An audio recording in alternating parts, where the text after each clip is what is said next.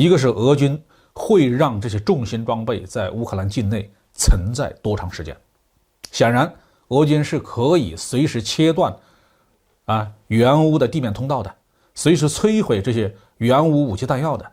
之所以没有这么做，俄军是有考虑的。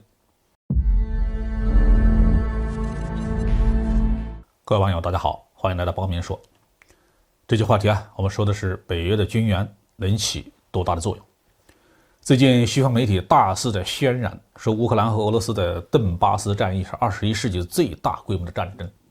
所以呢，美国带领西方对乌克兰进行了又一轮大规模的军事援助，其中炮兵装备的援助包藏着很深的阴谋。美国的这一轮军事援助呢，有非常大的变化，那就是开始介入乌克兰正规军的改造。在开战之前呢，美国和西方的军事援助很直接，就是武装乌克兰特种部队。导弹武器只有2类，单兵的反坦克导弹和单兵的防空导弹，目的很明确，就是把武装小分队渗透到俄军战线后面去，打伏击，打后勤。但是俄军从基辅撤退以后主要战场集中到了顿巴斯地区。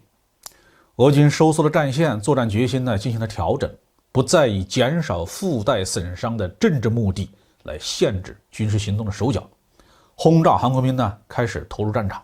俄罗斯是大炮兵主义攻击遇到困难就用猛烈的炮火覆盖对方，把对方的防御工事和主要的兵器都轰掉，然后步坦协同冲击。在现今信息化时代，这种战法已经落伍了，但是在顿巴斯战场上，乌克兰军队的水平更差，信息化程度更低，俄军的老战术还是有很大的胜算的。特别是在俄军掌握了乌克兰的制空权的情况下，俄军确保了自己在战场上的安全问题，就可以用钝刀子割肉，慢慢的收拾乌军。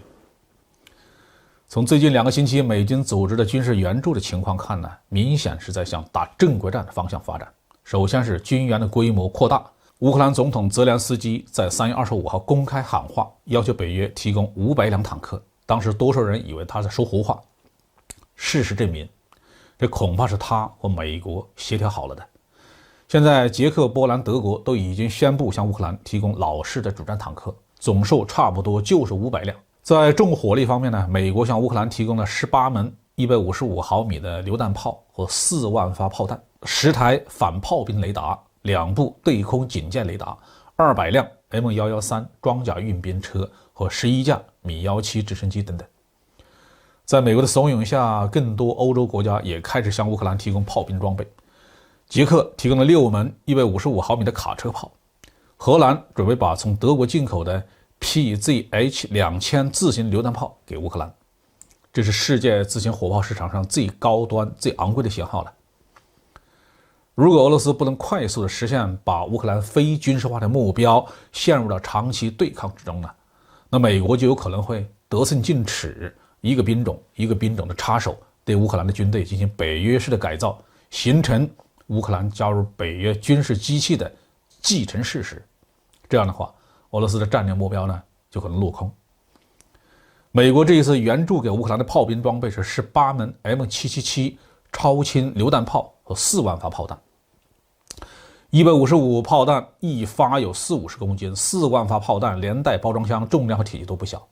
又不敢用飞机运进乌克兰，所以这里面2个很现实的问题。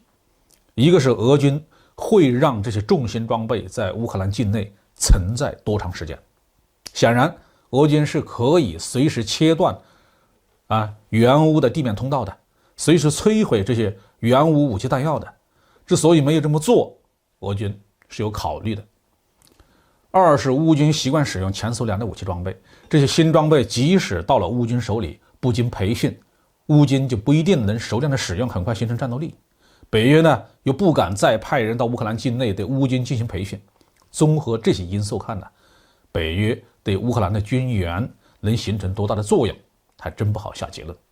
好，这期话题就说到这里。